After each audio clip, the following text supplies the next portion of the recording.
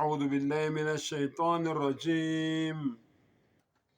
بسم الله الرحمن الرحيم. ولا تقربوا الزنا إنه كان فاحشة وساء سبيلا. Ngicela umdali wethu uAllah umvelinqangi umenzi wento zonke angivikele kusathane ongathandwa.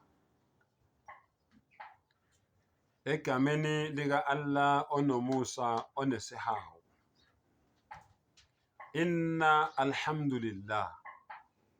Ngempela udumo lumfanele uAllah yena yedwa. Yazi bafowethu, uma ngibukela iVumani Films ngibukele udlala Matifane umjolo show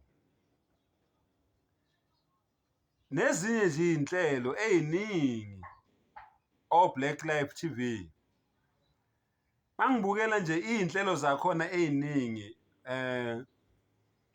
umfunani umuntu wami, Love Back, singabala singaqedi, igameko zempilo, kuningi nje singabala singaqedi. Yabona 90% lalawo mashow la engikhuluma ngawo nale abathi Save My Relationship,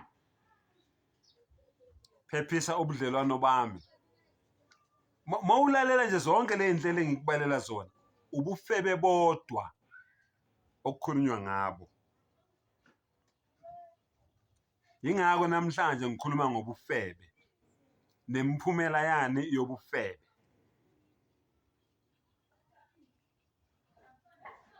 Uthi-ke umdali kule verse le engiyivulile, Surah Bani Israel chapter number 17 kwiQuran, iverse 32, umdali uthi wala,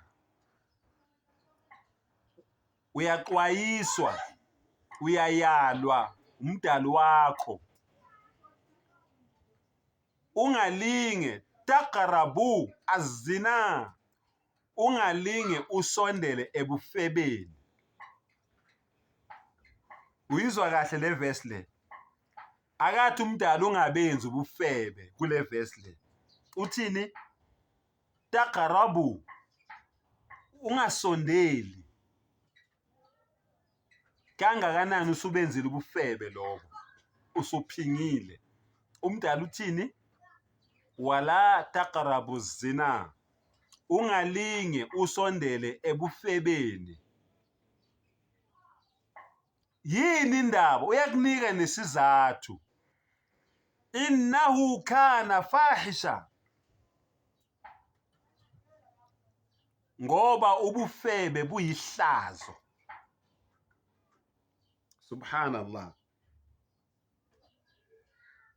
Ngoba ubufebe buyini? Buyihlazo, buyichilo, buyisinengiso, buzokwehlisa isithunzi. Njengoba wonke lamashow la engiwabalayo nehla izithunzi, nilwe nifuna ukushaya abafazi ngenxa yokuthi nenza ubufebe.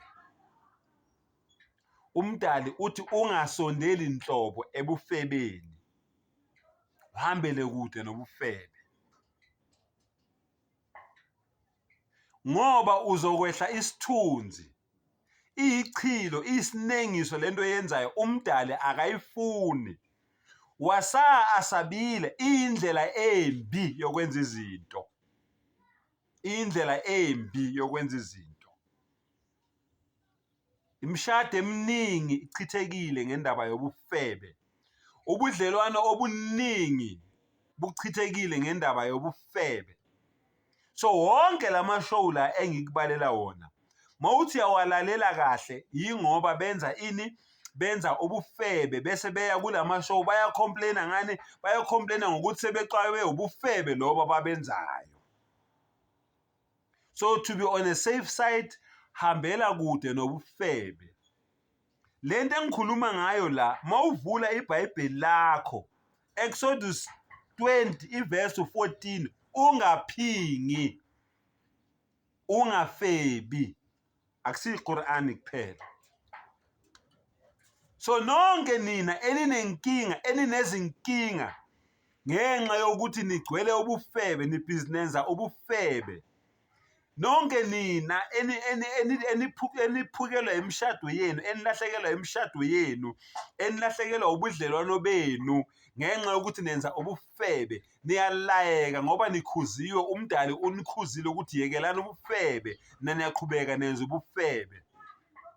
Ulungisa ini ngo-wrong? Yini into elungisayo ngokwenza into e-wrong phezu kwento e-wrong? Yini into elungisayo?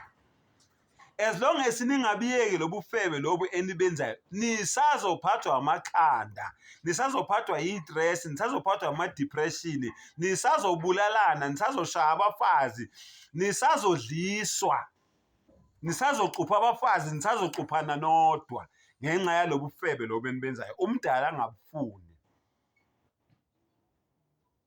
Nama-Muslims akhona benzayo ubufebe, hayi ukuthi awekho. Nawe wena ozaziyo ukuthi umuslim, u-Allah uthi yekela ubufebe, so ungasondeli eduze kobufebe, hambela kude nobufebe.